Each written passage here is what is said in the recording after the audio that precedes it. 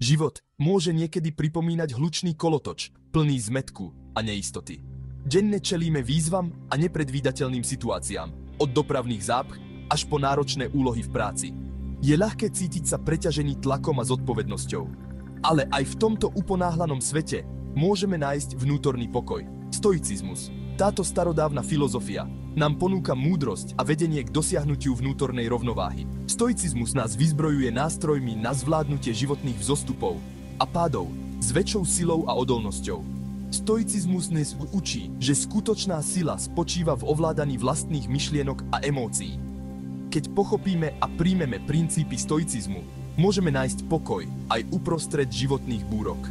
Stoici verili, že máme väčšiu kontrolu nad svojimi myšlienkami a reakciami, než si myslíme, a že práve to je kľúčom k šťastiu. Toto presvedčenie nás vedie k pokojnejšiemu a naplnenejšiemu životu, plnému radosti a zmyslu. Pridajte sa k nám na tejto ceste objavovania sily stoicizmu a učte sa z jeho hlbokej múdrosti. Objavte, ako vám stoicizmus môže pomôcť nájsť pokoj v chaotickom svete a žiť vyrovnanejší a šťastnejší život. Stoicizmus, táto starobilá filozofia, ukrýva nadčasovú múdrosť. Stoicizmus zdôrazňuje dôležitosť sebakontroly, racionality a života v harmonii s prírodou. Podľa stoikov nemáme kontrolu nad vonkajšími udalosťami. Jediné, čo môžeme kontrolovať, je naša reakcia na tieto udalosti. Predstavte si obrovský kameň uprostred rozbúrenej rieky. Kameň nedokáže zastaviť prúd rieky. Napriek tomu, kameň zostáva nehybný, stabilný uprostred búrlivého prúdu. Stoicizmus nás povzbudzuje, aby sme boli ako ten kameň. Bez ohľadu na to, aký ťažký sa život stane, môžeme si zachovať pokoj a vnútornú rovnováhu. Táto kontrola začína pochopením vlastných myšlienok a emócií. Keď sa naučíme pozorovať svoje reakcie bez súdenia, získame slobodu voľby. To je podstata stoicizmu. Sústrediť sa na to, čo môžeme kontrolovať. A to sme my sami. Sila, ktorú nám stoicizmus ponúka, nie je magická. Neznamená to, že by sme mali ignorovať svoje problémy. Ide o pestovanie našej vnútornej sily. Sily, ktorá nám umožňuje čeliť ťažkostiam s odvahou a odhodlaním. Táto vnútorná sila sa rozvíja neustálým tréningom a sebareflexiou. Tak ako si precvičujeme svaly, musíme trénovať aj svoju myseľ a emócie. Keď sa objavia životné výzvy, nezlomia nás. Stoici mali účinné metódy na vybudovanie tohto vnútorného štítu. Tieto cvičenia nám pomáhajú upokojiť myseľ a udržať si vnútorný pokoj. Tiež nám pomáhajú robiť múdrejšie rozhodnutia. Keď začleníme tieto cvičenia do svojho každodenného života, budujeme si vnútornú silu. Meditácia je jedným z pilierov stoicizmu. Je to mocný nástroj, ktorý nám pomáha upokojiť myseľ a rozvíjať sebauvedomenie. Žijeme vo svete zahltenom informáciami a rozptýleniami. Meditácia nám dáva príležitosť uniknúť z tohto chaosu a nájsť pokoj. Nájdite si tiché miesto, zatvorte oči a sústreďte sa na svoj dých. Pri nádychu pociťujte, ako vám čerstvý vzduch naplňa pľúca. Pri výdychu uvoľnite všetko napätie a starosti. Je úplne prirodzené, že myšlienky blúdia. Pozorujte ich bez posudzovania a jemne presuňte svoju pozornosť späť k dychu. Pravidelnou meditáciou upokojujeme myseľ a stávame sa si viac vedomí svojich myšlienok a emócií. Učíme sa vytvárať odstup medzi sebou a svojimi myšlienkami a pocitmi. Tento odstup je kľúčový pre udržanie si vnútorného pokoja. Meditácia poskytuje bezpečné útočisko pre našu myseľ. Písanie denníka je mocným nástrojom na spoznávanie seba samého a osobný rast. Je to priestor, kde môžeme spracovať svoje zážitky, analyzovať myšlienky a slobodne vyjadriť emócie. Stoici verili, že sila sebareflexie vedie k cnostnejšiemu životu. Vyhraďte si každý deň čas na zapísanie svojich myšlienok a pocitov. Píšte voľne, bez cenzúry. Nechajte myšlienky plynúť.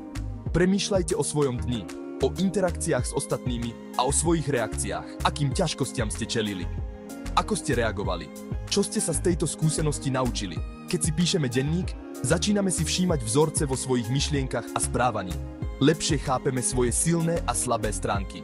Toto sebauvedomenie je základom osobného rastu a vnútornej sily.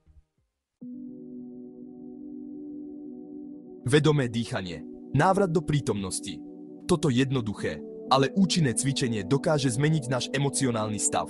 Dých je mocným nástrojom na zvládanie emócií a upokojenie nervového systému. Keď dýchame vedome a zhlboka, zlepšujeme si duševné aj fyzické zdravie. Keď sme vystresovaní alebo pod tlakom, náš dých sa stáva plytkým a zrýchleným. To môže zosilniť stresovú reakciu a zvýšiť úzkosť. Na druhej strane, keď spomalíme dých a dýchame zhlboka a vedome, posielame svojmu telu signál, že sme v bezpečí. To aktivuje parasympatický nervový systém, ktorý podporuje relaxáciu. Venujte každý deň pár minút sústredeniu sa na svoj dých.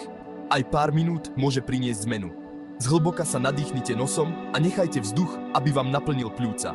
Cíťte, ako vám kyslík prechádza telom a hrudník sa rozširuje. Na chvíľu zadržte dých a potom pomaly vydýchnite ústami. Nechajte vzduch voľne unikať a uvoľnite napätie. Vnímajte pohyb brucha, ako sa pri dýchaní dvíha a klesá. Tento fyzický pocit zosilňuje relaxačný účinok dýchania. Toto jednoduché cvičenie môžete robiť kdekoľvek a kedykoľvek. Či už ste v práci, doma alebo na prechádzke, vždy si nájdete čas na pár hlbokých nádychov a výdychov. Hlboké dýchanie nám pomáha byť prítomní v danom okamihu. Keď sa sústredíme na dých, oslobodzujeme sa od výčitiek z minulosti a obáv z budúcnosti. Hlboké dýchanie nám pomáha nájsť vnútorný pokoj. Jeho pravidelným praktizovaním rozvíjame pokojnejšiu a jasnejšiu myseľ. Vedomým a pravidelným dýchaním posilňujeme svoju emočnú odolnosť. To nám umožňuje zvládať každodenné výzvy s pokojom a jasnou mysľou. Sila vnútorného pokoja. Vzdať sa kontroly nad tým, čo kontrolovať nemôžeme. Jedným z najdôležitejších konceptov stoicizmu je apatéia. Neznamená to, že by sme mali byť necitliví alebo ľahostajní. Ide o to, aby sme si uvedomili svoju obmedzenú kontrolu nad vonkajšími udalosťami. Je na nás, či dovolíme, aby nás tieto veci ovplyvňovali. Známy stoický filozof Seneca napísal: Mali by sme si prijať to, čo nám je súdené, ale byť spokojní s tým, čo dostaneme. Skutočná sila spočíva v schopnosti prijať to, čo zmeniť nemôžeme. Svoju energiu by sme mali smerovať k tomu, čo môžeme skutočne ovplyvniť. Keď sa vzdáme kontroly nad tým, čo kontrolovať nemôžeme, oslobodíme sa od zbytočného utrpenia. To nám umožňuje žiť v súlade s našimi hodnotami.